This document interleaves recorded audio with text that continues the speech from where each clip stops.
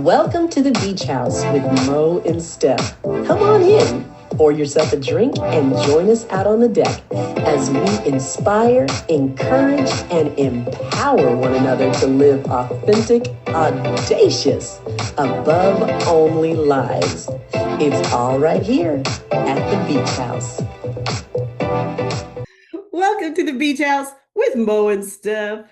How y'all doing? I'm awesome. What? Great. I'm awesome. What are you doing? We have a guest. This is how we do it here. This is how we do it here at the Beach House. Visitor. This is how we do it here at the Beach House. Hey, we have somebody that stopped by to chill with us at the Beach House. Yes. Mr. Marqueal Jordan. Hey. What's going on, you guys? What's up, Mo Steph? Good to see you guys. Good to see you. You too. Thanks for having me. Thanks for coming by. Absolutely. I've been trying to get you on here for a while. I'm glad it's been a year. Wow. But I ain't gonna say nothing. You just did I? No. I don't think she said anything. Yeah. Right. You're busy though. He's a busy man. He's a busy man out there bringing the joy with the musical tones. Look at that. Tones that make you want to move. Oh, I love the wording. I love the wording. Good stuff. You love the tones. No. Yes. So we are just excited to just get to know you. Sure. You know how everybody does those interviews where, you know, they just want to know about your work and what you do. Right. That ain't us. Good. I mean, that's all cool. I'll talk about it. I'm proud about it, but there's other interesting things to talk about. There is. So lay it on me. What we got? got? We all want to know all that stuff because it's important. It's important. Yeah. But Right. and then we have beyond. Oh, yeah. Beyond. Uh-oh. So let's start at the beginning. Tell us where you grew up, man. Tell us what you were like as a kid. Oh man, I was an interesting kid. I grew up in Los Angeles, so I am a 1970s baby. I was actually born in 1970, so I grew up in that interesting time of life that I'm sure you both can attest to, like coming out of the civil rights movement into whatever the 70s were. I don't even know what we could call the 70s. It's kind of Well, weird. remember we had California 70s. It's totally different. Completely different than the world. Yeah, you're right. You're absolutely right. I mean, and I still carry that with me to this day. I haven't lived in Los Angeles for over 40 years now. So I was a teenager when I left, but it still forms who I am, I think. But yeah, growing up, I was kind of an old soul, a smart aleck, definitely. Why do I not see that? Yeah, smart aleck, super duper sensitive. But I liked hanging out with my parents really more than anybody else. So that's kind of how I got into music, because my dad, I'm the youngest of three. I have two older sisters. So my dad, boy, yeah, you have to escape. Wait, say that again now. I'm waiting for it. What is it? You have to escape the womanhood. You know what? And that's the thing, I'm more comfortable around women than men. I am, because of course you are. I grew up with them. Women in the house. Extended family too when I was a kid. So it was my dad, my mom, my two older sisters, myself, two of my uncles, two of my aunts, and my grandmother and her second husband. We all stayed in the same house. Don't ask how we lived in that house. I guess I won't say what the address is. People might try to go find it. Make it a monument. It's still there, but no, I was just really into music. I was really into Now, where were your sisters older, or where were you at in the number? Older. I'm the youngest, and we're all like within 3 years of each other. So wow. My oldest sister is 3 years older than me. Yeah. So it was cool. It was cool growing up in LA and being surrounded by all of what LA was in the 70s and the early 80s. But I moved in 84. My dad worked for General Motors. And we all know what Reagan did to California and the auto industry and a lot of the industries that were there with jobs. So we had to move. So I moved when I was 13, right before I was about to start high school, to Kansas City, Kansas. Stop it. Oh, dude. Yeah, That's yeah. a whole different world. I mean, crazy. So it just I had gotten used to moving though, because in the 70s, I went to the neighborhood school and then I got bused to a school in Hollywood. And then I had to go back to the hood school for junior high because I didn't get in the magnet program for junior high. So I was used to being a chameleon and kind of being in different environments and having to adjust who I was to kind of fit in. So that was a huge culture shock, but That's what I was about to say. yeah, but kids are kids. At least you were within your zone. This takes you to like you said, the movement of like the Black history. You just launched yourself into a whole nother. Oh my God. Your parents are like, okay, y'all, let's all sit down. We need to talk about this. Because that's like a meeting. That's a roundtable meeting right there. Yeah, and I mean, the bad thing about it was my father at the time that he was given this ultimatum, like you leave or you don't have a job.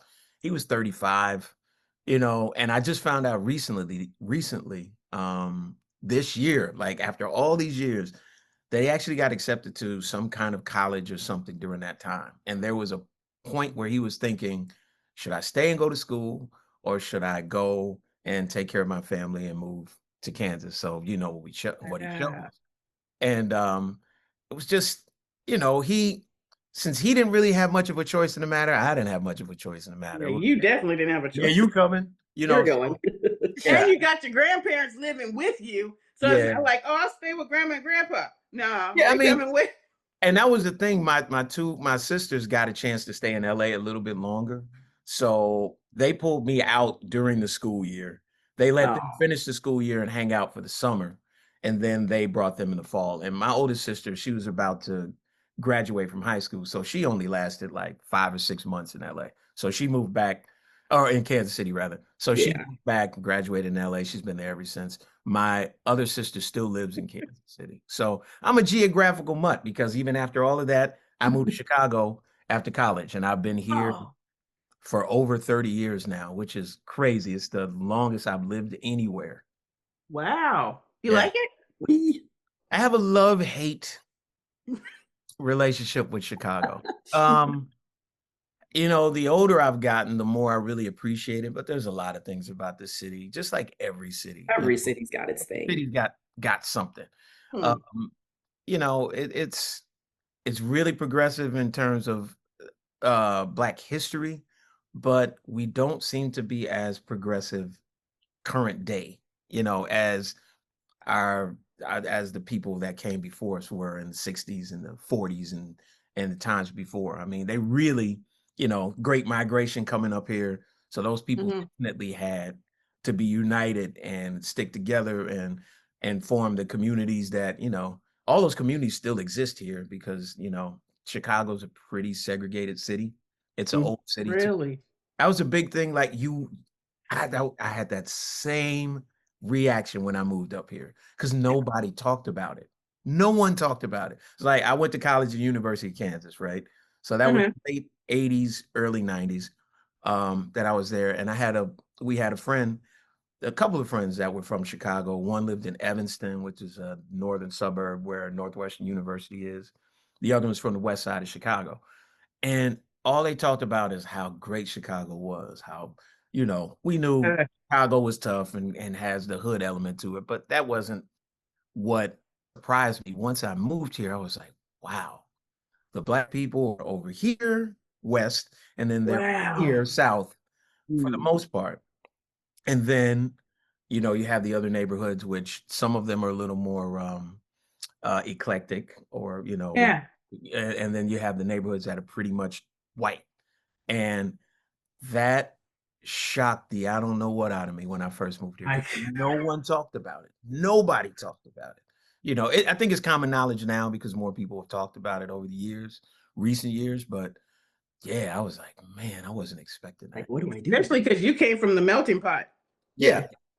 I mean, and LA is different. We came from where there's like all kind of people, Everybody's up in here. Everywhere. Yeah, LA is different in a way too, because I lived south in LA. I lived not too far from LAX.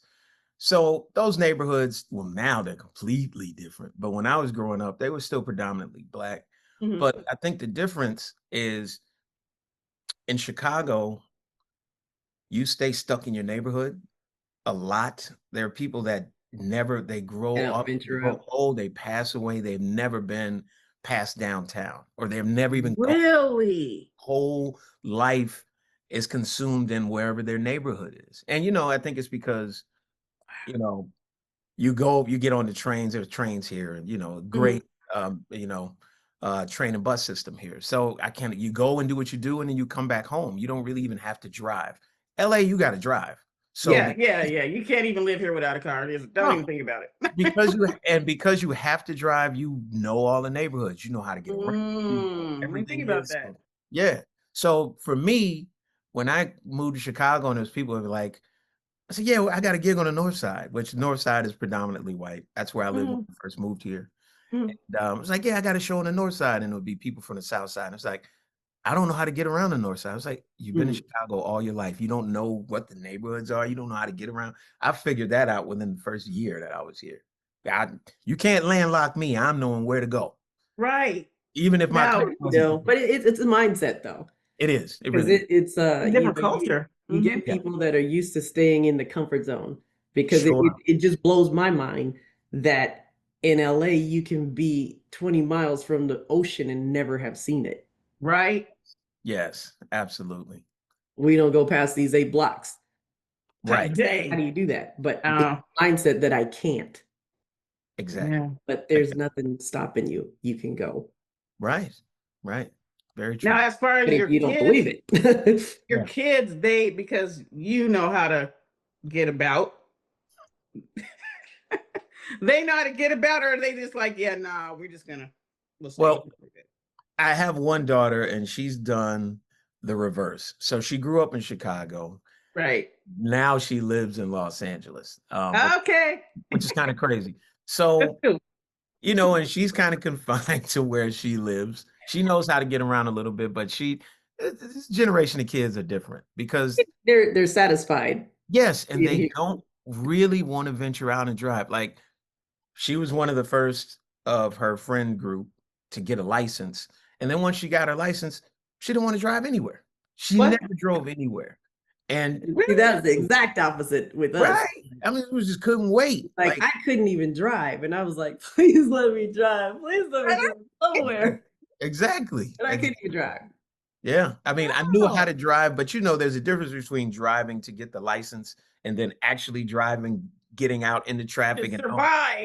And to get to your little job, all of that. I figured that out on the fly. But this generation, it's like the Uber. They'll catch a cab. They'll, or one person will drive everyone, but not everybody's doing all that kind of driving. So that is my experience, because I have to Uber. That's interesting. But I don't like it though. Right. Because we were told not to take rides from strangers. Mm-hmm. Different culture. now I have to take rides from strangers. Absolutely.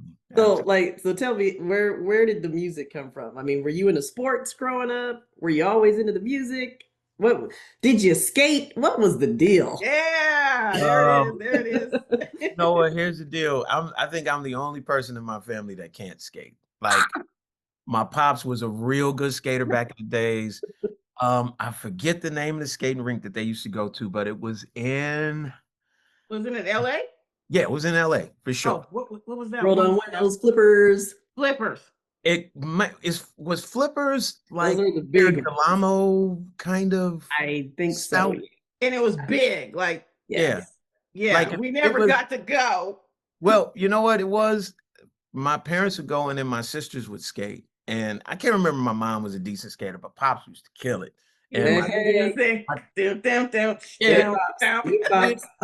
They were serious with it, like, where they would loosen up the front wheels, the truck. Yeah, boy. I could never skate. I never skated, so I didn't get into that. But I'm sorry. I'm so sorry. yeah, I wish I did. That was a part of the culture of our life. It was. The It really fabric of our life. I mean, and it's huge here in Chicago still. Is it? I was thinking about getting some. I found my skates, and I was thinking about getting a new boot. Oh yeah. On there to keep my, my bottom part, but get new boots and some new wheels because I used to be on a skating team. So I was like, that was all. That was all. Still do my jammy. That was all we did. But the funny thing that I found, I went to a skating rink not too long ago. They're still playing the same stuff. They're still playing the Roger and Zapp and everything. It's all the same stuff. I don't understand. Good stuff. It's a certain things you just gotta do. Like the good stuff is the good stuff, baby. That's right. Bounce, rock, roll, skate. That's it. You can play that for 2 hours and then be packed. But to answer your question, I think I was always into music. I really didn't quite know when I was younger, but I gravitated to all my father's records. So I used to play a lot of his records. And we all three of us, I'm sure we grew up in that generation where you all took music lessons when you were a kid. Like, so when I was 5 years old, I took drum lessons. My sisters, they took piano lessons. So neither of those stuck with any of us, but I just still had like the music bug. So I started listening to a lot of jazz when I was a kid, like 7 years old. I was listening to what my dad listened to. So I became a big Miles Davis and John Coltrane fan. So I was like, I wanted to play the saxophone. 7-year-old listening to Miles. I love it. So that's what I said for your kid, but of course I was into all the other stuff too. I was into, Michael Jackson, Jackson 5, Stevie Wonder, all of the stuff. I mean, anything that was Black music, I was pretty much into it. And whatever it was that my father exposed me to, especially at that time. So when I was getting bused to school, it was out in Hollywood. They didn't have saxophone, so I played clarinet from like the 3rd to the 6th grade. Interesting. And by the time I got to junior high, that's when I first started playing tenor saxophone, which is my main instrument. I was into sports. I just wasn't good at sports. Like my favorite sport is basketball. I played basketball for like 3 years and I was way deep on the bench. My favorite player of all time is Magic Johnson. I'm looking forward to the new season. We'll see what happens with the Lakers, but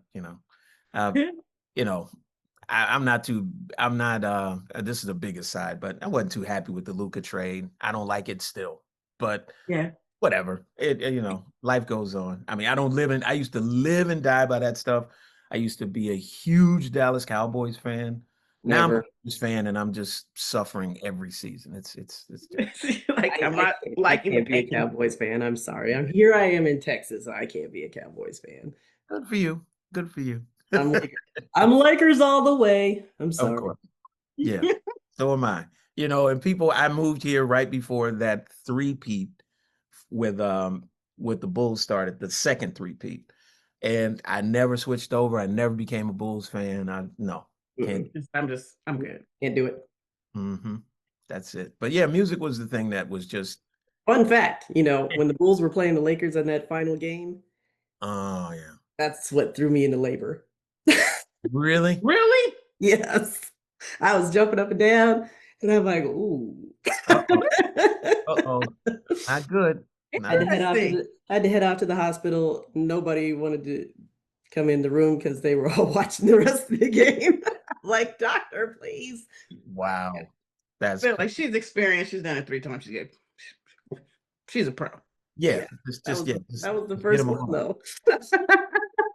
Well, I like how you said you were listening to the music that your dad was listening to, because of the fact that your dad was probably at the point where he was like, I don't want to listen to no music that has words. I need peace. You know what? So you gravitated towards his peace. It's funny. It's funny. My dad, though, he's interested because he listened to all the styles. So like it'd be John Coltrane 1 minute, then it would be Johnny Mathis on occasion. Johnny Mathis. Charles. Your mom love him.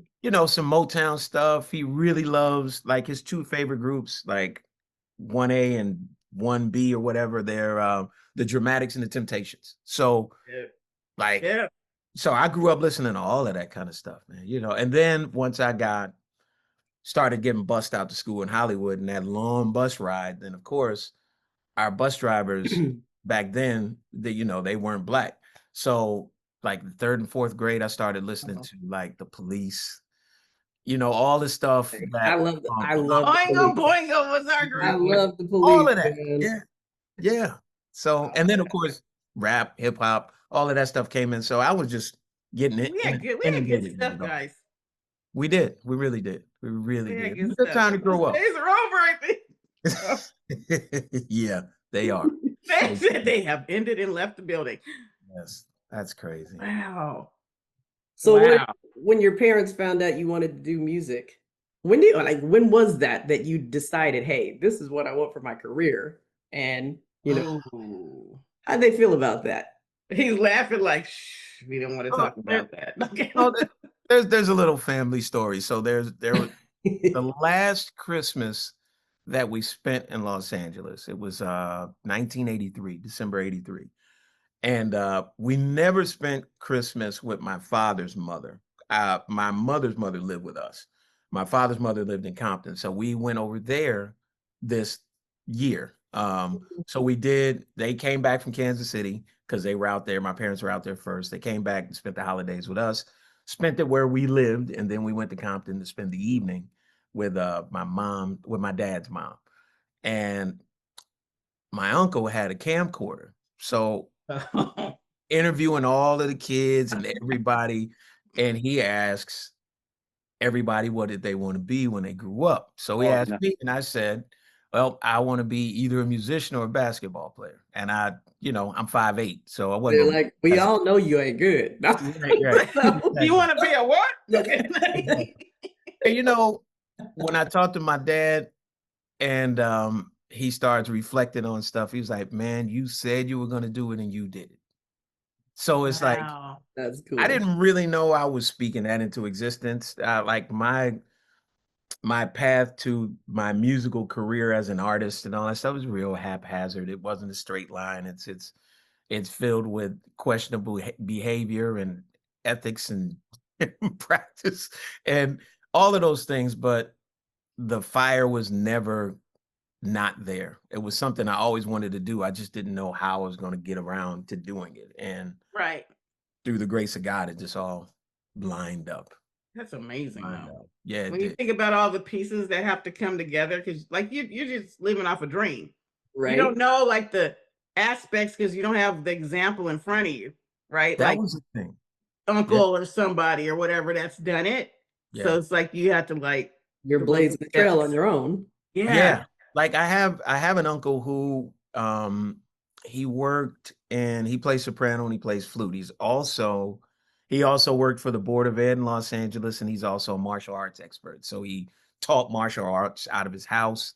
Wow. He had a lot of security people and a lot of that stuff. So he was kind of the example, but whenever I would talk to him, he would say, man, I read the biography about Charlie Parker and Bud Powell and all of these great musicians who were drug casualties and they died penniless and or had a life of turmoil. And he's like, that's not going to be me.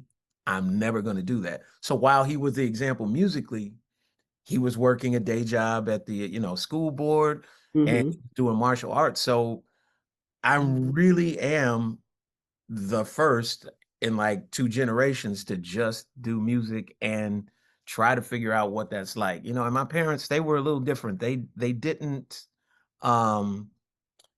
they weren't like, you got to go practice. They just kind of like, oh, he'll get to it, so that's what it was. Oh, he'll get to it. He'll figure it out. He's a smart kid. I didn't give him much problems. I was a good kid, nerdy dude. I didn't do too much as far as like mischievous things. So they just figured that I had it all figured out. Yeah. Yeah. So you had a good work ethic. You came from being on the bench of that basketball game. That's what that was. Monique got you kept coming back no matter what. No He's matter like, let me what, play, coach. Let me play. practice. I'm Right. serious. Sports makes a difference.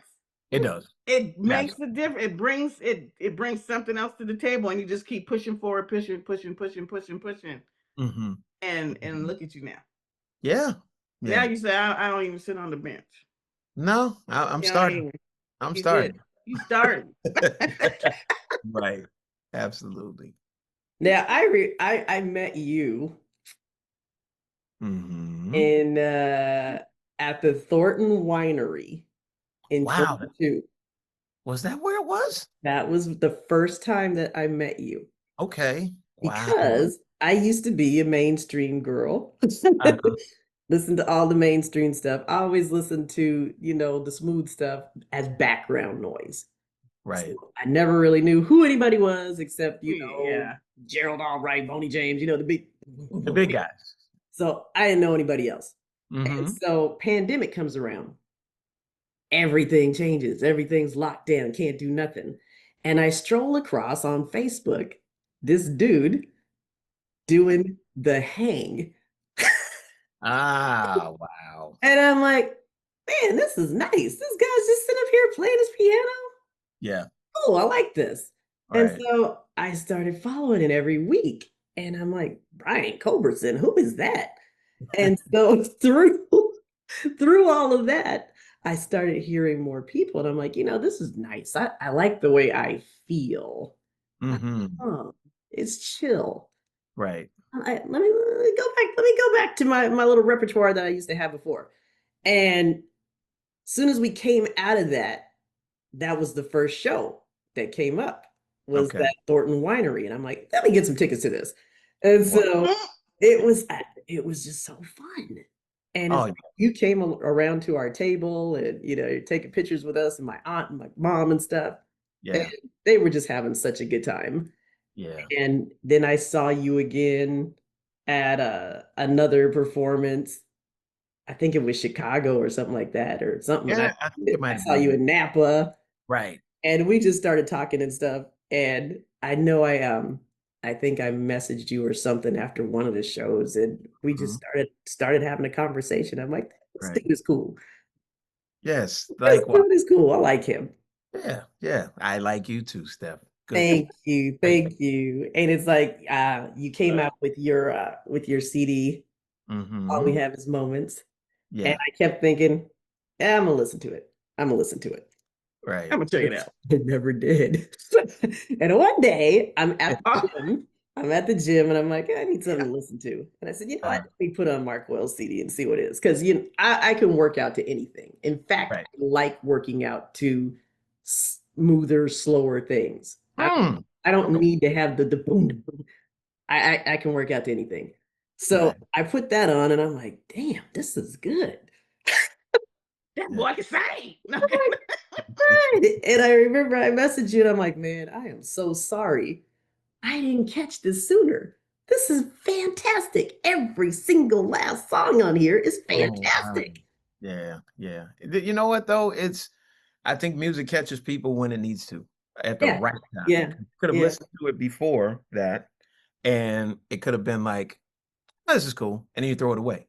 But the things that kind of stick with you or stay with you, it's always kind of at a pivotal moment when you're listening or if you're feeling something and either that lifts you up, brings you down, whatever. But that's how that music kind of resonates in your life going forward. So, I mean, it was I have 3 CDs out. This was and I love them all. Thank you. This was the most challenging one to do because it was coming out of pandemic.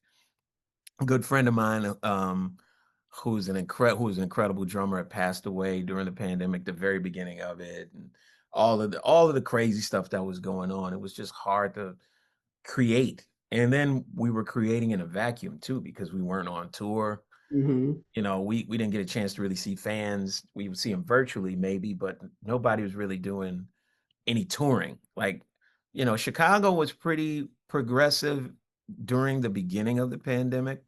So we actually was able to go outside earlier than most folks. So once I started doing gigs again, Locally, I was just like, man, no holds barred. We didn't know if we was gonna be able to be musicians again. So it was like every show was just like treated like the last one. But recording it, I couldn't figure that out, because it was playing covers and stuff, in Chicago, and people go crazy no matter what. But trying to create and trying to come up with something was really a challenge. And my second CD did pretty well. It did really well.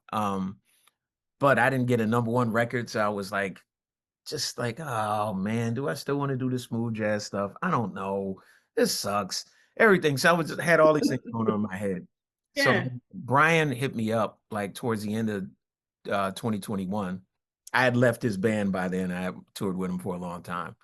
And he asked me to come back. I was supposed to be subbing for Marcus Anderson. And he had some dates that were canceled during the pandemic that got rescheduled. And it was during this 3-week run with Brian. And he worked it out where he could do the dates. So Brian was like, I'll use both of you guys. And I was like, might be kind of cool, because when I was just doing the show with Brian by myself, it was a lot of heavy lifting, a lot of singing, putting your mic under here and playing and mic. That makes sense. I had a whole routine of stuff that I would do. It was a lot of work. So to be able to split it between another great saxophone player and a great front person, it was like, oh, okay, man. So this will be fun. Marcus is cool. Yeah, I love Marcus, man. He's great. Yeah. He's the little brother everybody needs. Yeah. So absolutely. But during that time, I was working, trying to finish this record, and what helped me do it was seeing fans again, because it was like, it reminded me, like, yeah, people do like you. They do actually like your music. They love your music. And you just got to get this thing done. And I just really wanted to do stuff that was, I didn't want to do anything I would apologize for. Like, if that makes any sense. Like, I didn't want to put a song on there that was like, I didn't feel that. I shouldn't have recorded. You just now I gotta sing this thing for the rest of my life. That part. Or you're embarrassed about what you did. And I don't think there's an artist on the face of the planet that looks at every project that they've done, every song, and think like, I knocked it out of park on every song. Like, no, there's a couple of songs on my second CD that I'm just like, maybe I should have done that. But people love those songs, so I won't tell you what they are. Because you might, that's my jam. So once I put the record out, though, I could fully stand on it, and I was like, all we have are moments. This is it. This is what I have to give. I know this is the best CD I've done up to this point.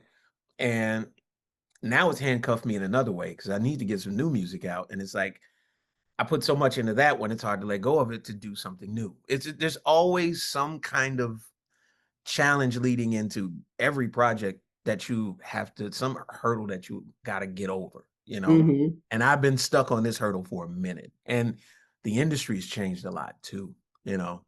Putting out music just to be putting it out doesn't seem to make much sense to me anymore. I can't listen to anything. I have my playlist and I add to my playlist, and that's all I listen to, because I can't out there with that anymore.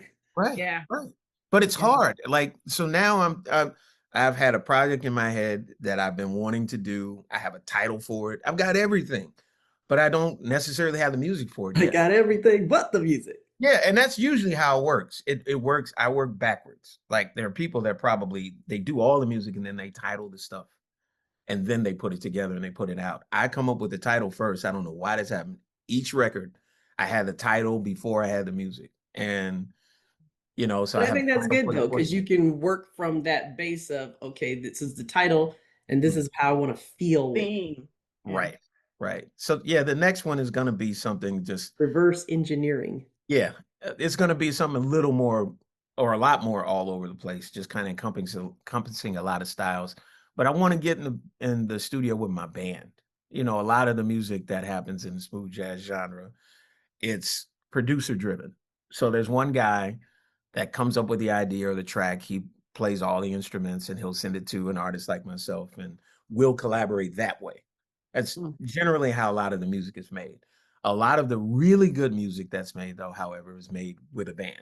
That's why Brian Culbertson stuff is always so great, because he goes in the studio with a band, and they play the music and he builds it from there. And that's what I want to do. Like, you know, but it's hard. We're all working musicians. Everybody has their own projects that they're doing or bands that they play in locally. Some guys tour, and it's just hard to say, okay, we're going to be in the studio and locked down for X amount of days. Wow. You know, it just doesn't happen that way anymore. So, you know, I'll have a single out soon. I'll have something you can add to your playlist in a minute. But something they can add. How do you change? How do I put this? Man, this blows my mind. How do you change your words and feelings into a rhythm to make music that's just your saxophone? You know what I'm saying? I mean, it's just music, but to you, it's like emotion and words, and you're saying something. How do you do that? It blows my mind. That's a great question. I don't want to do anything if it doesn't move me, you know, because if it doesn't move me first, then it's not going to move anybody else. And a lot of times it'll just be the melody. I mean, and I think because we have lyrics, people focus a lot on lyrics, you know, because they convey meaning and they convey emotion. But if you really think about it, if you listen to a song with lyrics and a melody, it's the melody, it's the notes that actually convey the emotion. Yeah. You know, I don't know. Maybe it's being visually impaired. I don't know, but I always focus on the music. Sometimes I don't even. I mean, I can go through stuff and not even hear the words, even though they're being said. But I'm listening to all of the music. I'm listening to every instrument and how it's flowing together. Right. And that's what I mean. Like when you're feeling something and then you're just no words and you're just playing it, right? Yeah. And then you're like, oh man, I was kind of jamming. And then you have to go backwards. You go backwards and then you write it out. Yeah. Kind of thing. Because I mean, like I said, you gotta once you put it down, you gotta sing that thing for the rest of your exactly the rest of your life, right? Like for instance, ... How do we come up with that? That's a great one. That song was about a year. That was a year in the making. So there's two producers and musicians that I work with here in town, who are absolute monsters. One, his name is Vern Allison Jr. His dad, Vern Allison Sr., has been a longtime member, original member of the Chicago legendary R&B group, The Dells. Oh, like Vern Allison plays drums, he sings, he toured on R. Kelly's first big tour. He was saying background vocals with him. And he's been a writer and producer for years. He has a writing partner by the name of Mike Logan Sr. He tours with Boz Scaggs. He's toured on occasion with Will Downing. He worked with the Staple Singers, you know, like You're going back. like these are two historical dudes and they're a writing team and they write music. So they wrote stuff for. He'll take you there. Yeah. Yeah, they will. They will. So they wrote a song on my second CD, entitled It's All Up to You, and it was pretty good. And so Vern was like, man, I got a follow-up song to that. It's called ... the sequel. You'll figure it out. You'll see what I mean when you listen to it. So he played me the demo. So the chorus was killer. It was great. The hook was great. And he had the first verse. And he said, I left the second verse open for you to write the second verse so we could do more of a collaboration this time. So I had it, sat on it for a while, and then I finally wrote the second verse, and then we put it together and wrote it, and the rest is history. So that was a case where it was a collaboration of three people. I strongly feel that music is better when there's a collaboration, when there's more than one person in the room, where you can bounce ideas off of each other, you can be creative, and that's where the magic happens. It's the spirits connecting and trying to make stuff happen. So and then that is just taking a life of its own when we've performed it, when I've performed it live. So it's turned into a huge thing. Everybody loves. It's gonna be my closer on the Smooth Jazz Cruise. I'm like really actually gonna stand on it this year. Next year in 2026, it's gonna close the show. So Da, da, da, da, yeah, so I would That's strategically my jam. I ain't gonna lie. No, thank you. I would strategically place it as the song before the closer. You know, but you know, I'm stealing a page out of Culbertson's book here. Like Culbertson will do like all of the crazy medley of all of the high, super duper, super intense stuff. And then it's gonna Everybody's come going, back to Colors of everybody's going crazy. Garden. And then he closes with a killer ballad and he just slays everybody. You know, you can't think it'll go any higher than it goes, and it does, and people leave out of there happy. So that's what I'm gonna do for 2026. But yeah, when that songs are magic, sometimes you know, sometimes you don't know. It just really depends on how people respond to them. You know, sometimes when you hear it, you're like, oh, ain't no way they're gonna love this. You know, like they don't know what the heck that was. Right. And you're wrong. Like, you're wrong. And it does not, you know, and then there's songs that you just think, it's throw away. And those are the songs that people love. But okay, so do you like test it out? Like you tell the fam, okay, fam, right, sit on the couch, and then you just play it for them, and then they're just like, it's weird. I played a few things. I played a few things for some fellow musicians that I respect, just to get their feedback. For this record, for the last record, I didn't really play anything for my wife. I didn't really want her to hear it until the finished project. Done. It was done. Till the end? Till it was done. And she was actually upset with me because she's like, you didn't let me hear it. I can see that. She wasn't mad about that. What she was mad about, because she uses her phone for phone calls and text messages, and that's it. Like, I've got a gang of music on my phone. So I listen to music, I stream music. Like, she doesn't do that. So she couldn't really hear the record because she wasn't going to download it. She wasn't going to be able to hear it until I actually had the physical CD and gave it to her. But when it was done, I went right on the road with Brian for 2 or 3 weeks. So she didn't get it until when I got back, and she was like, "This is not cool, Mr. Jordan."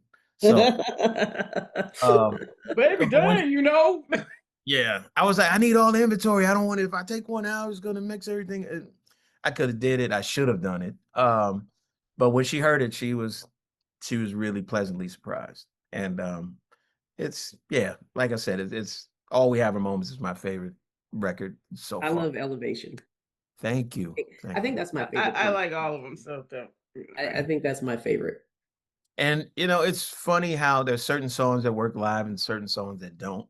Yeah, because you like never do that one live. I've done it, but I think what's happened is it's been, and I really, because I got to turn the music in. I don't know when people will actually see this, but I have to turn the music in for the Smooth Jazz Cruise on Wednesday, October 1st. I was for 2026.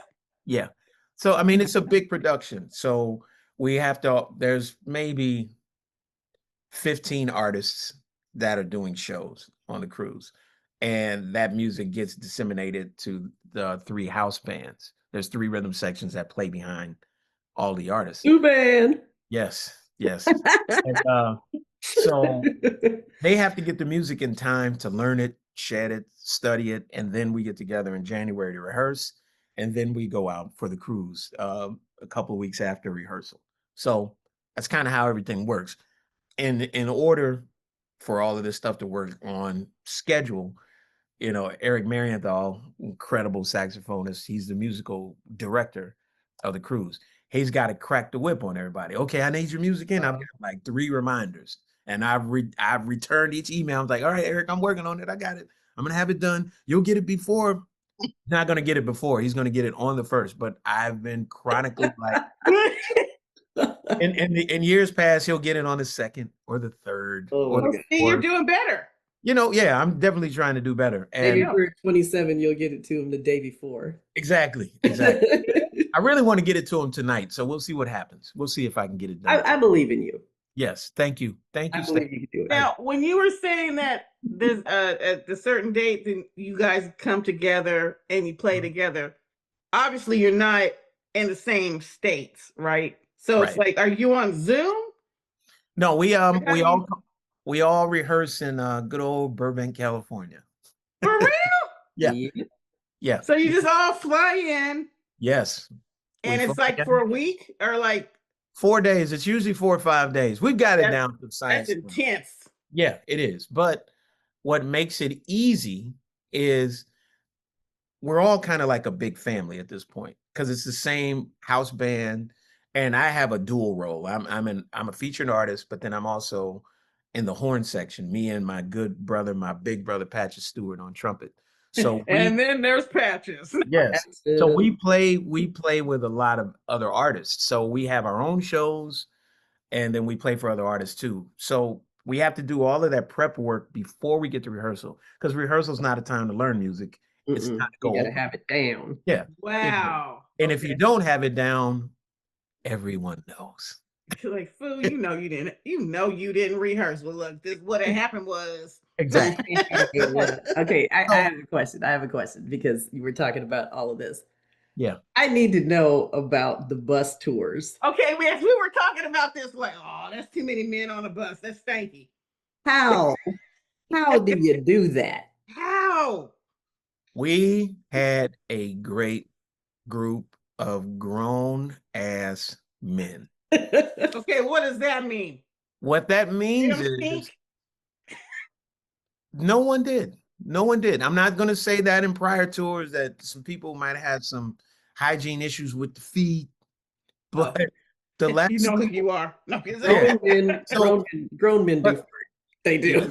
Oh yeah, I mean, there's going to be gas past it, but what made the last. So just to give back story, I was with Brian from 2008 to 2018. And I think in 2016 is when he started doing bus tours. So the first tour we did in 2016, it was my first bus tour ever.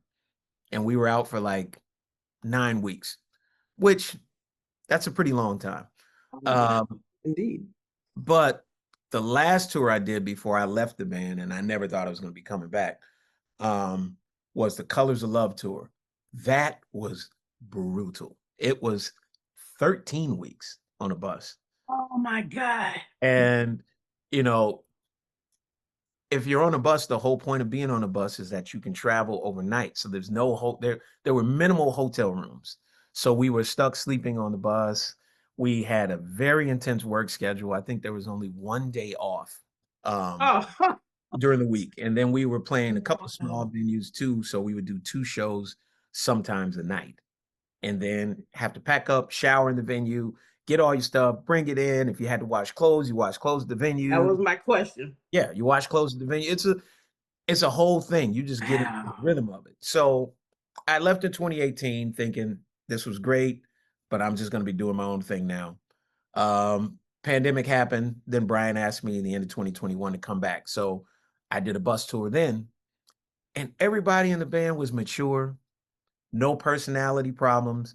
Everybody had a lot of fun. Like we got along well, and everybody was professionals and grown-ups. So that's what made it cool. When it was time to go to sleep, people went to sleep in the middle section where the bunks are. You didn't make noise. How do you deal with the snorers? There weren't that many. To hear them. And you can't really hear them over the loud hum of the bus. I mean, you'd have to really be a extreme snorer for people to hear you, because I mean, the bunks we're in, they're like, okay, it's 1, 2, 3, right? And they're almost like, I call them like coffins. So they have that little curtain that slides closed. So you're just in your little space. This is maybe 2.5 or 3 feet up. I'm done. And then it's maybe 6.5 feet long. And how many? Poor Chris. How many are in there? Like, right. Poor Chris. So it's Chris got it figured out though, because Chris made sure, shout out to Chris Miskell, he has his bunk picked. He knows where he wants to sleep. Don't touch my That's bunk. his bunk. Don't touch his bunk. Everybody picks a bunk. It wouldn't matter to me, so I would always wind up with the crappy bunk, like really. So I would wind up having to climb up to the top bunk. So there's 6 on each side, 3 like 6 like this, but 3 stacked, 6 on each side. So there's 12 bunks. So I would always sit, or I wound up always being at the top bunk on the left side in the front. So I had to climb up to the bunk. Make sure I didn't kick somebody in the stomach in the other bunks climbing up to them. Get in there, and I move around when I sleep, but you gotta make sure you don't move around. If you're in that top bunk, if you move around, you fall off. That's how I felt on the cruise with Monique, because I was over her in the bunk. I'm like, oh gosh. Yeah. So you don't have to go to the bathroom because you got to climb down. The body is an amazing thing. So the rule on the bus is no number 2s, no solids on the bus. Because what if you can't help it? Well, you better put your booty out the window. Here's what you do. So if you just can't stop, if you need to stop, you go up and you tell a bus driver, hey man, I gotta stop. I can't wait. Okay. They'll pull into a truck stop, use the bathroom. Okay, bus driver is nice. That's good. It happens. They have to stop for gas or something, like that. Most of the time, overnight, everybody's asleep. But if you just have to go and there is nowhere you can go, this is what they call hot bagging it. So I'm scared. You put a plastic bag in the toilet. Oh no! You do the number 2 into that. Oh, no. Tie it up. Throw it out. Where are you supposed to throw it? Out the window. That part I will not tell you. Get the next car. They don't know what it No, what's usually happens is, and this is probably just not cool to say, because this rarely happens. This is the beach house. We just talking. Right. So you tell the bus driver to pull over, he'll pull over, you throw it out. Keep going.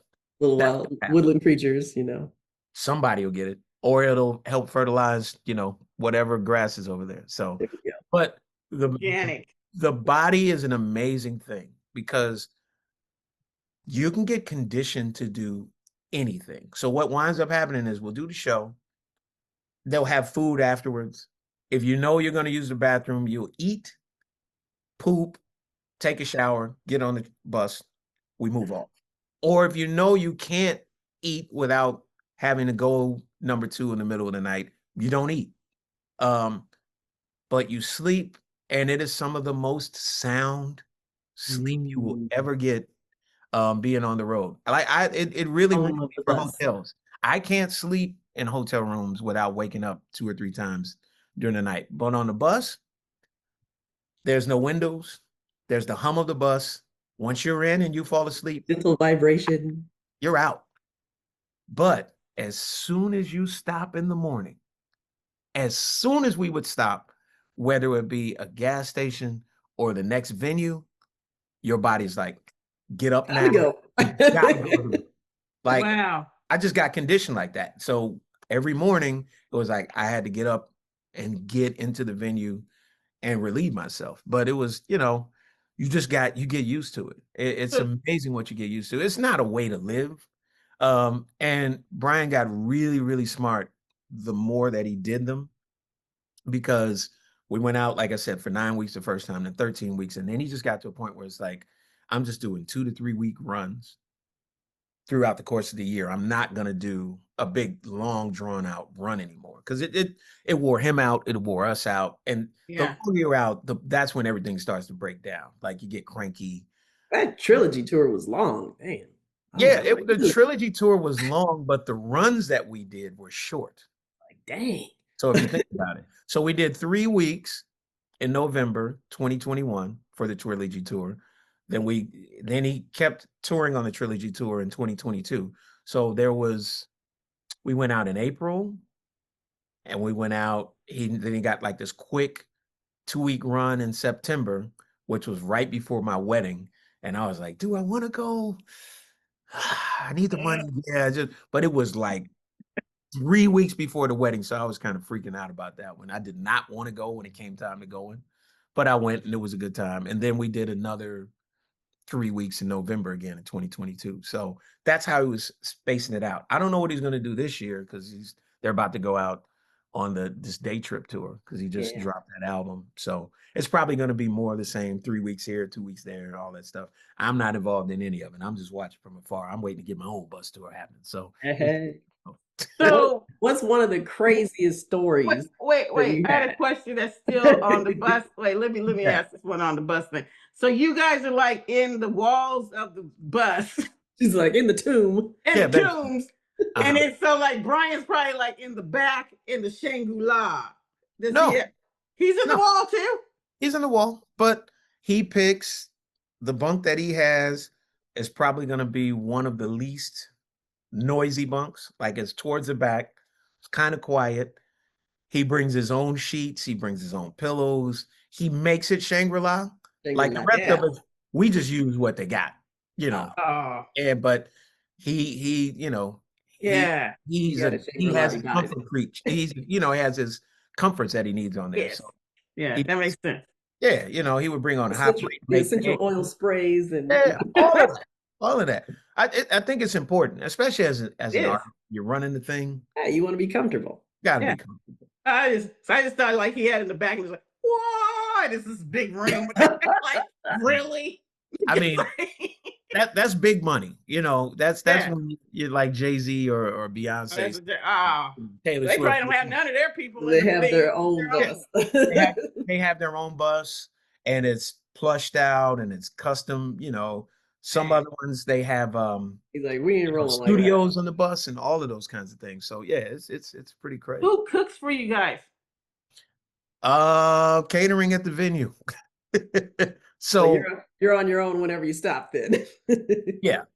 So, I mean, wow. Yeah. So, you would, and that's why being on the road is challenging because you're usually eating crap food.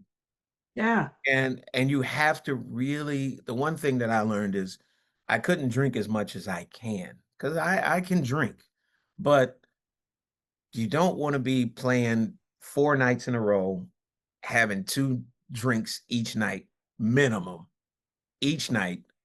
It just starts to stack up on you. By the time you get home, you're an alcoholic. I don't know what's wrong with me, but right. Or you just don't, you feel sluggish or your voice doesn't recover. Like, if you're singing 4 nights in a row, that's really pushing it. And what I've learned is what we do as smooth jazz artists and like what Brian does and a lot of artists that do this kind of stuff, we're really kind of pushing things to the limit because like take a vocalist that's out on tour.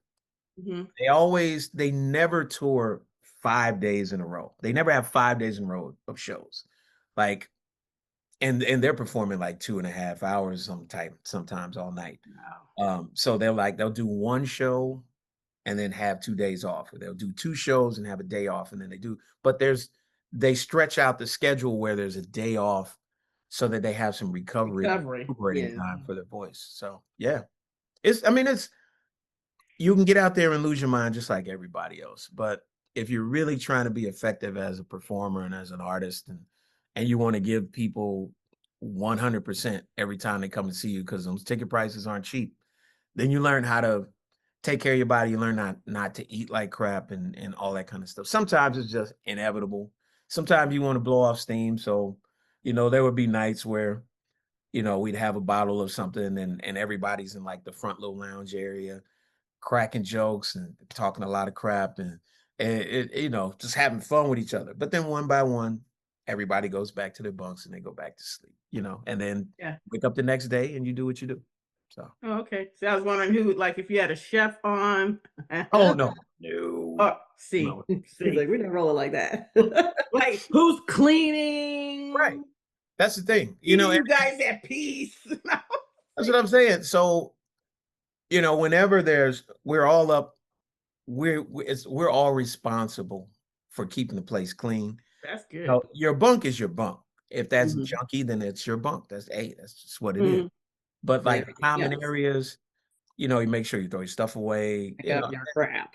And then of course the bus driver cleans the bus. Over time he'll strip the bedding and he'll wash all the sheets and all of that kind of stuff. Oh, okay. Stuff. And and then they throw away all the excess stuff. And what winds up happening is you do collect a lot of food because you gotta have the snacks. Yeah, every venue that you're in, we have a rider, which means, these are requirements that we need for the dressing room and sound check, catering, there'll be catering there. If you're tired of eating catering or cold cuts or whatever, then you can go get whatever you want to eat during a break between sound check and the show. And then after the show, there's usually like chicken wings and pizza. So if there's a lot of beer or a lot of sodas and water and all that stuff, they're going to throw that stuff away anyway. So we just take it and we put it on the bus. We get the ice, we put it on the bus to keep stuff cold. We stack up the refrigerator with as much stuff as we can. Sometimes that stuff gets eaten. A lot of times that stuff gets tossed out. But the water always gets consumed, like the chips and the cookies and stuff. Most of that stuff gets consumed.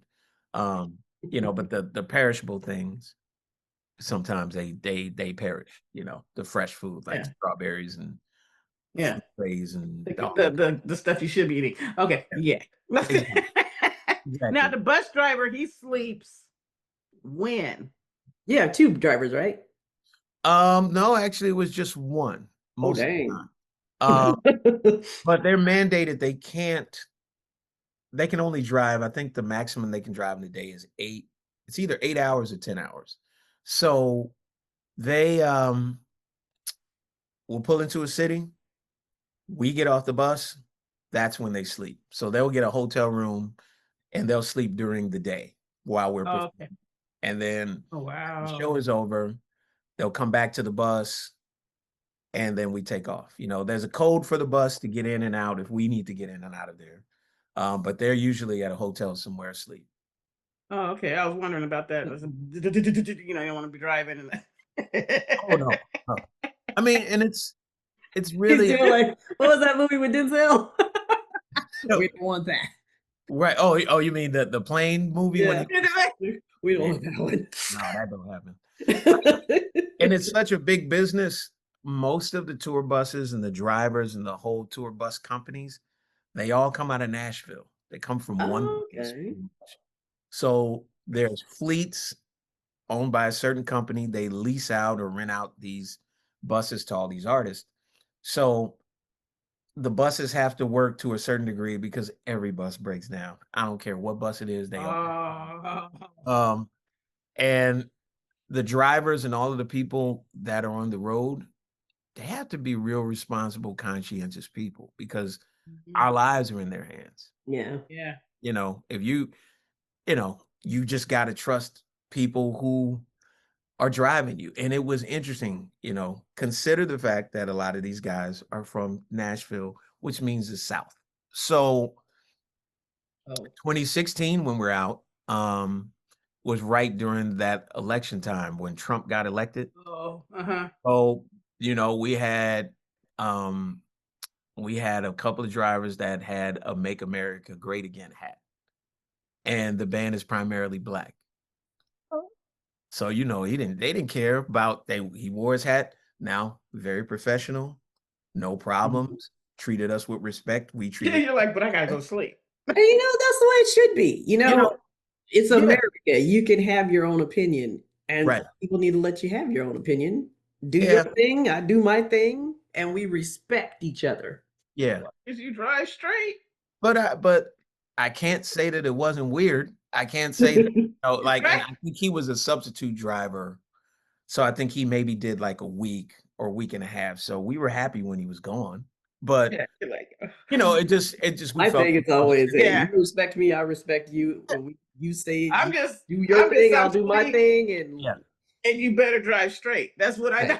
Just do your job. We cool. Yeah, and it was plenty of drivers. Like there were other drivers, I'm telling way too much, but there were other drivers that you weren't quite sure. You're like, I don't know. You kind of, some of them you wanted to be awake for overnight. Like you didn't feel comfortable going to sleep. Now with the Make America Great Again guy, no problems. Drive was great. Everything was cool. Everything was fine. But there were a couple of dudes where it was just like, man, how did this guy? This must have been the only guy. This must have been the only guy that was available for this run of shows. Like he's the only one to answer the phone. And he's it. And it's like, because man, we got to, and if you're an artist and you don't feel comfortable, you definitely have the right to be like, can we use somebody else?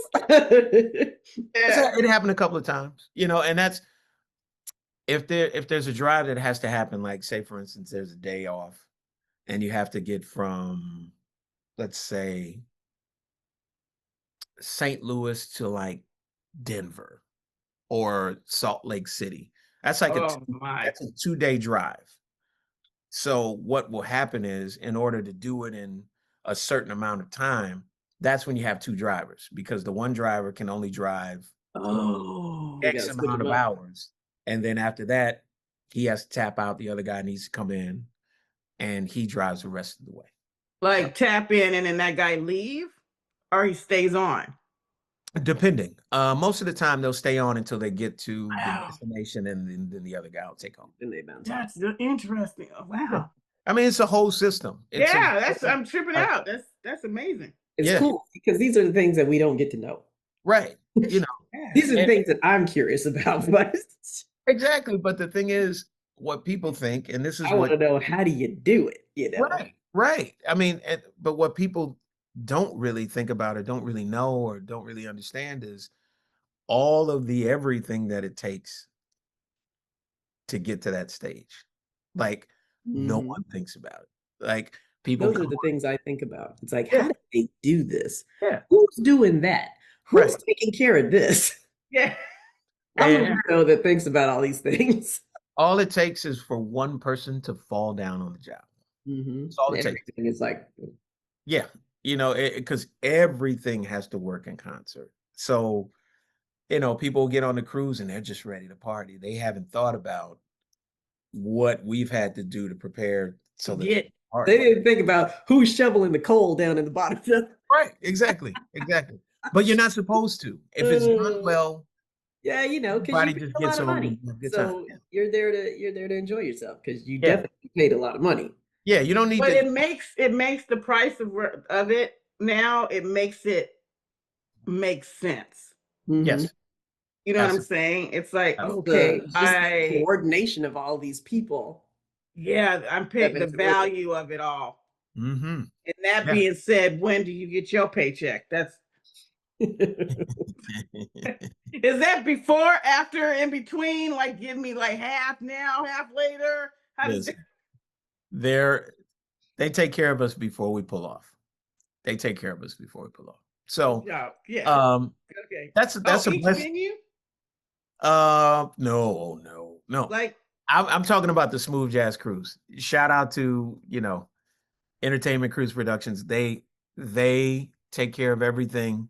Everything's top notch, professionally run organization. Everything's really cool, and that's why people stay. There's only a certain amount of people who are cut out to even be on a cruise ship for 2 weeks straight. There's a certain amount of people out of those people who will be cut out to be on there for 2 weeks to be professional enough to not get rip-roaring drunk during the week. Like everything has to work out in a certain way. Now, but when it comes to venues and shows, like when I'm doing my thing, you can have in a contract that you're supposed to get paid before the show, but sometimes they don't have your money before the show. Sometimes they don't have your money after the show. Sometimes that's when we have to start burning some stuff down.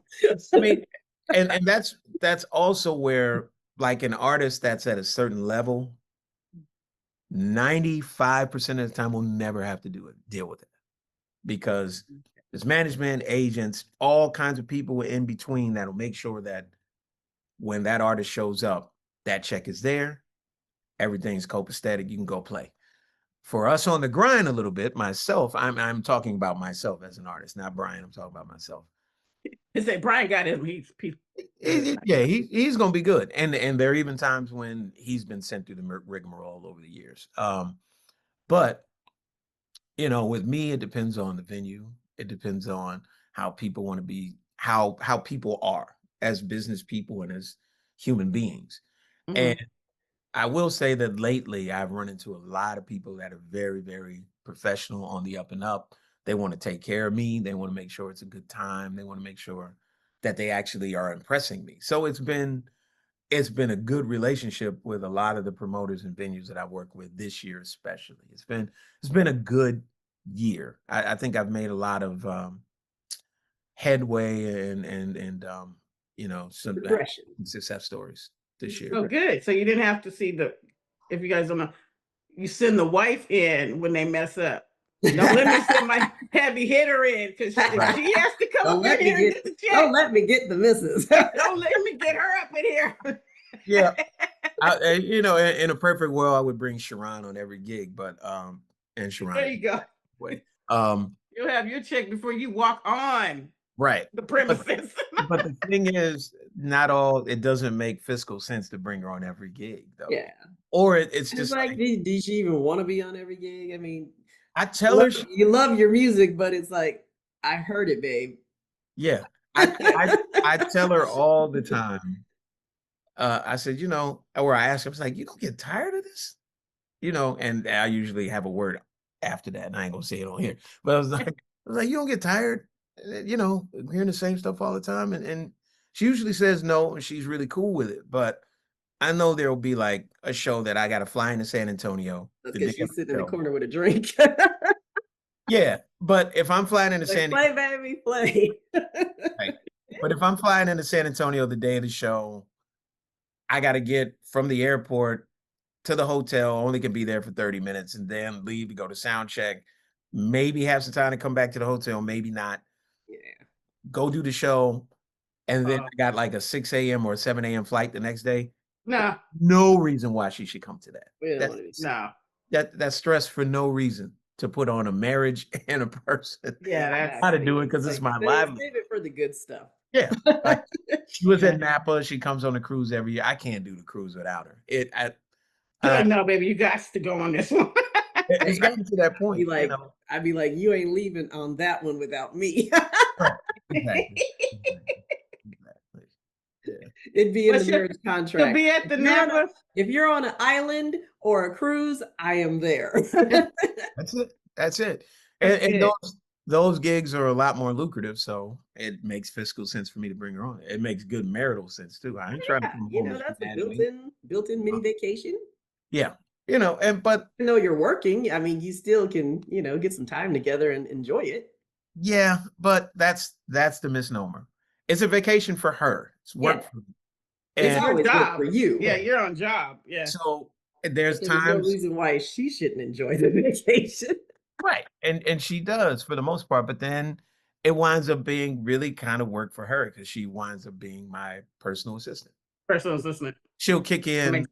That makes she'll sense. kick in and like get food for me, or make sure you're gonna naturally want to take those are the things that wives do. Yes, of course. Yeah. They want to take care of you, but she still enjoyed herself. Yeah. And at the same time, I'm telling her, I was like, okay, you saw me this week doing that show. You don't have to come and see. Like, you really don't. So she'll make a point to try to get to all of the things that I'm doing. But then there's certain times when I'll just be like, you don't need to come to this. You saw it last week, or it's cool. And she'll be like, yeah, I think I'm gonna skip this. And I'm like, okay, cool. Just tell me where to meet you, or leave a note in the cabin or something, and I'll catch up with you later. But it's a production behind the scenes. I gotta tell you, I'm gonna give her props, because I gotta commend her. I've never met her yet, but high five to you, girl. I got we value you too and appreciate you too, because it's a team. It's a team business. Yes. And it takes both of you guys and your daughters and your whole family in there, the whole unit, right, to make who you are. Exactly. To make it work. So that's awesome. Yeah. This has been awesome. Okay, I have some rapid fire questions. Let's do it. Here she goes. Okay. Let me get ready. We're getting to know Marqueal. All right. Lay it on me. We'll start off easy and then take it in. Okay. All right. Favorite color? Wow. That was supposed to be easy. All right. I'm hard to pick favorites of. I have a lot of colors that I like, so I'll just say gold for today. I know that. Yeah. Beach or mountains? Beach. Yes. Yes. Favorite sport? Basketball. Basketball. Okay. First concert you ever attended? Oh. I don't remember. But I will tell you the first significant one that I went to. Playboy Jazz Festival, Hollywood Bowl, 1981. Ooh. Yeah, that was Who was playing? eye-opening. Oh man, we were there all day, so I can't remember, but I think Art Blakey was playing, and I think Wynton Marsalis had just joined his band. I think that's one of the guys that I remember playing. I remember 1982 a lot more because that was super epic. And Grover Washington closed the show. I mean, it was like jazz legends playing, like Manhattan Transfer, Weather Report, Ornette Coleman, Pieces of a Dream. I had just heard of them.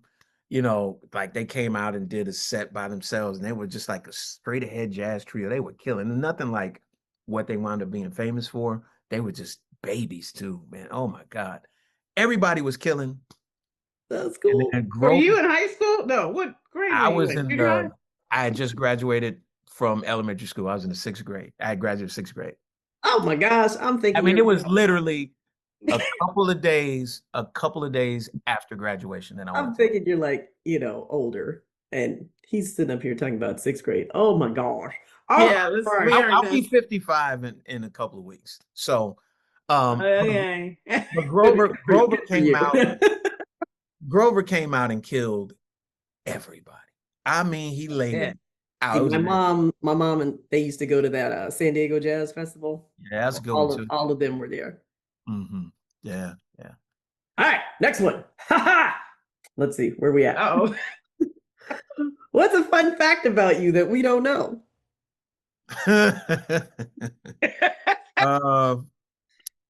Fun fact that you don't know. Fun fact.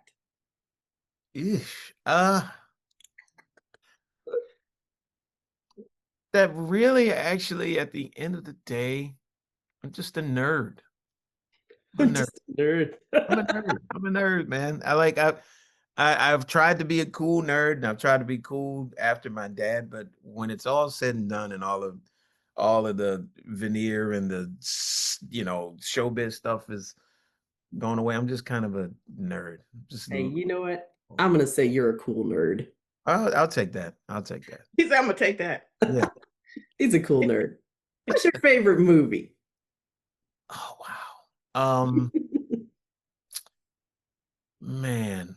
All right, I'm just gonna pick one. Mo Better Blues. Mo Better Blues. Mo Better Blues. Love that movie, man. Okay, I'm feeling that. That movie. I feel that.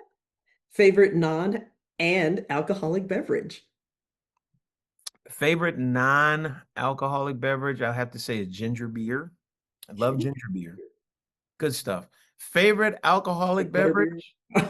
Like Harry Potter butterbeer. Favorite alcoholic beverage? If I am drinking neat cognac, Celt cognac specifically. If I am drinking a cocktail, depends. There are some killer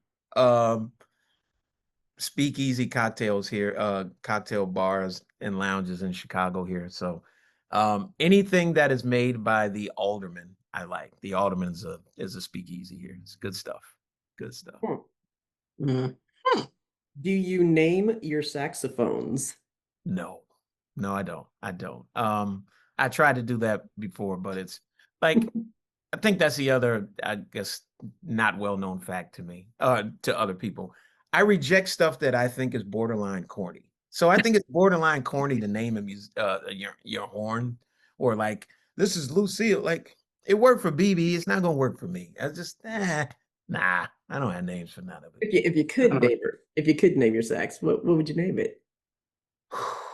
Get money. Sugar mama sweet baby. right. I name it Get Money. I don't know. Get money. Get money. I like Get Money. Get money. That reminds me. This is not on the rapid fire. Uh-huh. But where did Chocolate Tone come from? Oh man, it really kind of came from my mom. So I'm the darkest one in my family. Everybody else is kind of I'd say from caramel brown to like darker brown, but not as dark skinned as I am, right? So she's like, of the five of us, my mom is closer in complexion to me. So when I was a kid, everybody thought I looked like my mom. The older I get, the more I look like my dad. And she always says that I look like my dad. My wife agrees with that and everything. So she said, really, you're just a chocolate version of Tone. Tone is my dad's nickname. Okay. Anthony/Tony. So she calls him Tone. So she's like, just a chocolate version of Tone. I was like, Chocolate Tone. Yep. That's good. That's cute. I like that. I like that. So that's where that came from. Yeah. Chocolate Tone. Sexual chocolate. No. I mean, it has a vibe to it because people can look at it. Yeah. I think it's good. I think it's good. What's one word that people would use to describe you?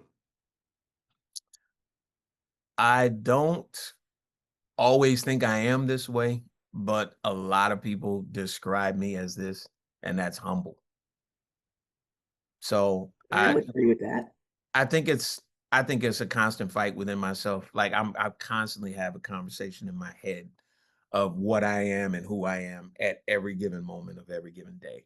So I might think that I'm not being humble or that I'm operating from a place of ego, but I'm really trying to cut that out whenever I feel that way. Sometimes I'm good at it, sometimes I'm not. But a lot of people do describe me as that. That's good. Have you ever skydived? Oh no, I haven't. Because I don't trust people who skydive. No.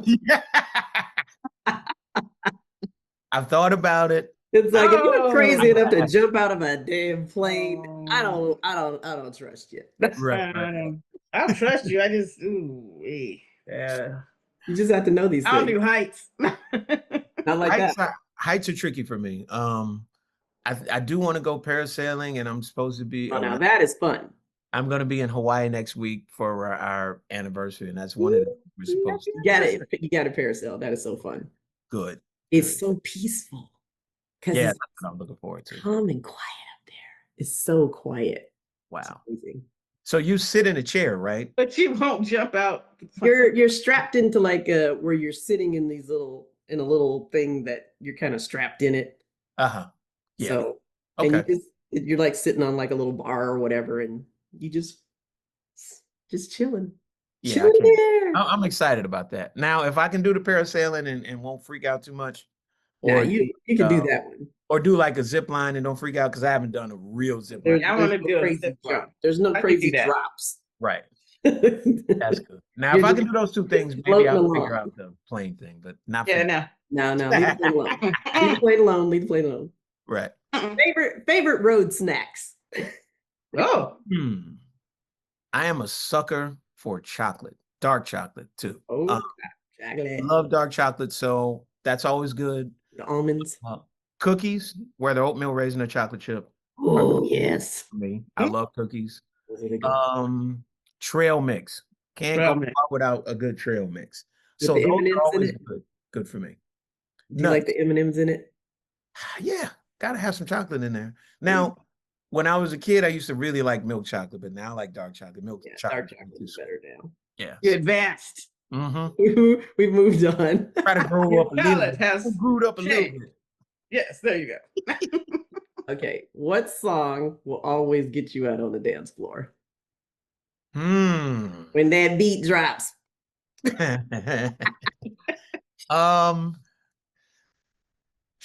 D-Train, You're the One for me.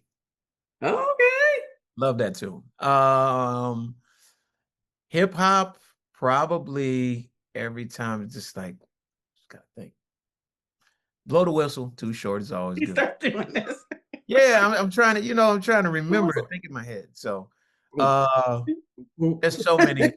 We grew up in a great era of hip hop too, so there's so many anthems that I could think of. But let's just go with those for now. Hey, going back to the skating thing, if you put some Zap on, oh, more bounce. You get some more bounce or some do wah diddy. There you go, man. I mean, you're a true LA kid. That's what I'm. Yeah, that's it. I love it. I love it. Love it. Yes.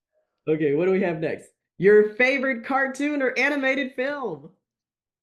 Favorite cartoon, a tie between the Flintstones and the Jetsons. Love the Flintstones. Love the Jetsons. Yeah, I used to love those. I used to watch Bugs Bunny a lot, but as far as like really, really liking Flintstones and the Jetsons, those. Bomb, man. That's the bomb right there. Yeah. Right, this is real.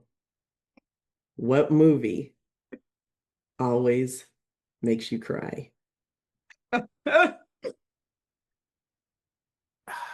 This goes back to the there's always got to be one. The whole skating dynamic. There is one scene in Roll Bounce that just pours me every time I watch it.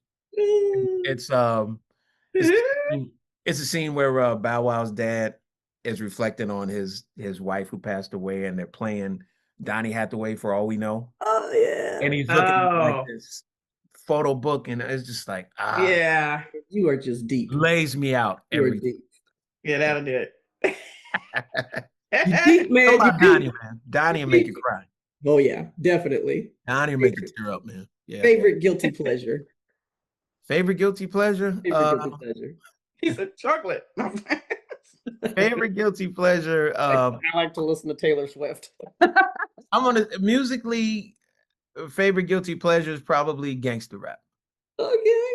And gangster rap from when I was in my early kid. Yeah, the real stuff. Yeah, like from the 90s. Yeah, that's favorite guilty pleasure is that. Yeah.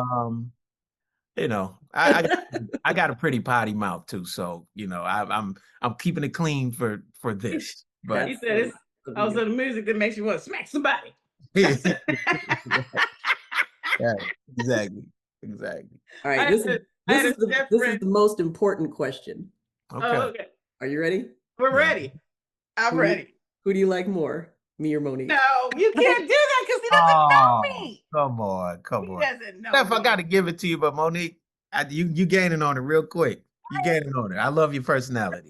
Appreciate it. This is the first time we've met. How you gonna bump that out? Hey, I just had to do it. You guys have like 2-3 years of history. I have 1 minute. Hey, you gotta do it. Left a great impression. You gotta do it. You are amazing though.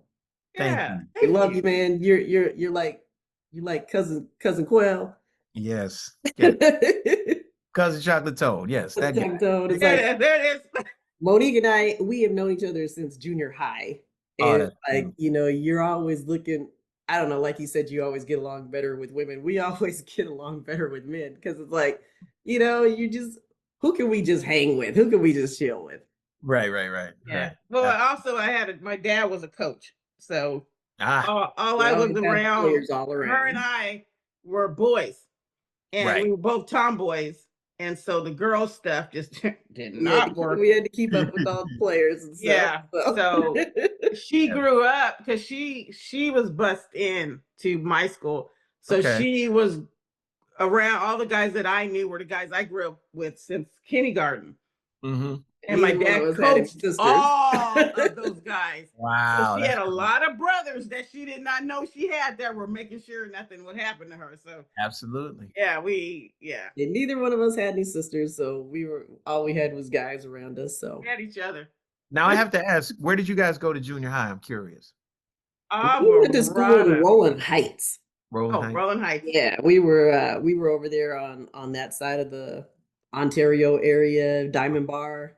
Okay, nice. And Alvarado Junior High. So we went to Alvarado and then went to Roland High School. Okay. And I went to Roland Elementary. You went to what elementary school did you go to? I went to Cimarron Avenue School, which was in the neighborhood. Then I got bused to, ironically, the school that Michael Jackson went to for 1 year. What? 1 year. Yeah, Gardner. Wait, he was outside. He got to. Yeah, when they first moved to LA, when you first was making it big. Oh, Gardner Elementary, it's right off of Sunset. Okay. And they named the auditorium after him. So the last school that I actually went to is right across the street from Western Golf Course, on Western Avenue. I went to Henry Clay Junior High. Okay. Yeah. I don't know why that sounds familiar. I wonder if my mom went to one of those. But Wow, she might have. Never know. It's between Imperial and El Segundo. And then I went to Cal State Fullerton. Nice. Azusa Pacific University. I Chris is still over there. always had a dream to go back to LA for college, but I wound up going to University of Kansas. So I don't regret that decision. It was a good time. Good. I just didn't know you were a Cali boy. SoCal boy. Yeah. Oh, man, absolutely. I know. That's another reason why we clicked. We are a different breed for real. I mean, not like I'm in Northern now, but Southern California is a different breed of how we grew up, what we went through. You know, I mean, we're the barefoot kids. I mean, we walked around barefoot 24 hours a day. I mean, it's just, it's and we're relaxed. We're relaxed and we know other cultures. Yes. We're accepting of different foods and cultures and music, and it's a different. And you know, I listen to everything.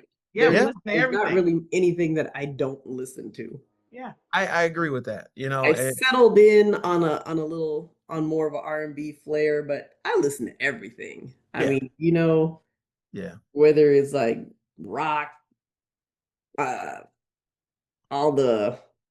can do country. I can do anything. Yeah. I mean, I just like good music. We were exposed to it. I mean, and I think we were open to it. And, you know, the friends that we had, the things we did, it was a different time. The older I get, the more I miss those times. And there was a tail end of that when I moved to Kansas and got to high school. But I think after high school is when things started going like that, you know, in college, you really started to see that kind of stuff. So, and it was interesting. And I had a great time in college too, but, you know, it was just interesting that time. Like I was in college and I went for 6 years. I was super confused. Hey, I did the same. Like this. So it was like I hated college. It was and I went to Kansas State my freshman year. So it was from 88 to 94. I transferred after my freshman year to University of Kansas. And it was just interesting. All of the stuff that you could think of that was going on in culture during that time, being in school during that. It was just interesting. Yeah. You're learning about history that's not written and that we didn't even know about. Right. You were in it. Absolutely. That's the trip. Yeah. Dang. It's good stuff though. Good stuff. This was good.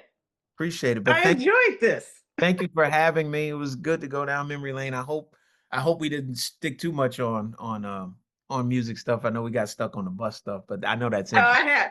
It's interesting. That's not music stuff. That was last week. Steph and I were talking about something, and then we got on the subject of you, and I'm like, dude, we gotta have them on. Try again. I'm like, let me message. Because we were like, what do they do on that bus? No, it stinks. What's going on? No, but everybody was 6 weeks, and I'm like, oh. Everybody was really good about taking showers. No, there was not a person. If they missed a shower the night after a show, when they got to the venue the next day, they took a shower. And if I could think, thank you. If I could think of someone that probably did that, that was me. And I'm a neat freak. That's another another thing. Fun fact. Yes, super duper OCD, probably ADHD too. Hey, ain't no telling, man. Like, high five. That's it.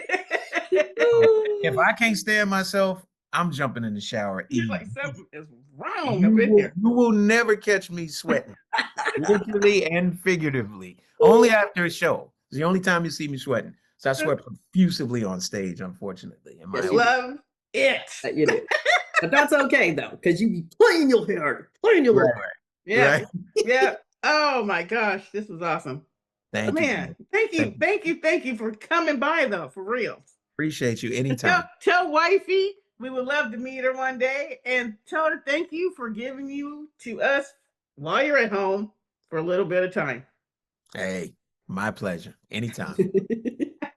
All right, you guys, you know what to do.